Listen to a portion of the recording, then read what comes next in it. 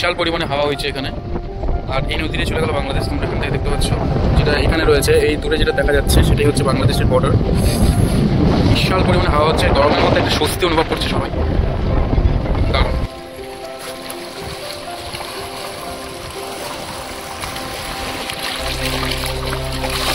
প্রচণ্ড হাওয়া হয়েছে, জলের স্রোতগুলো দেখে তোমরা বুঝতে পারছো। দেখো আমাদের ওদিককার নদীগুলো পুরো মানে শান্ত থাকে আর একদিকে প্রবাহিত হয়, আর এটা এদিক থেকে এদিকে যাচ্ছে, কিন্তু জলের স্রোতগুলো দেখো এদিকে আসছে, মানে এটা এত পরিমাণে হাওয়া হয়েছে। কিছুক্ষণের জন্য তুমি বুঝতে পারবে না এটা সমুদ্রে ঢেউ নেওয়ার জন্য নদী।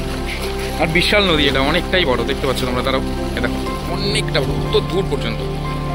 সত্যি মনটা না অনেকটা শান্তি হয়ে গেল এখানে এসে। ঢেউয়ের তেজ যে এত পরিমাণে বাদ দেওয়া হয়েছে বালির বস্তার, কতটা ওখান থেকে এগুলো সব আগে মাটি ছিল, ভেঙে ভেঙে ভেঙে ধসে গেছে, সেই জন্য এতগুলো বালি দেওয়া হয়েছে। এখানে নৌকাও ব্যবস্থা রয়েছে, টিন দিয়ে নৌকো চলছে। ওই দেখো এখানে একজন বসে আছে নৌকোর মাঝখানে।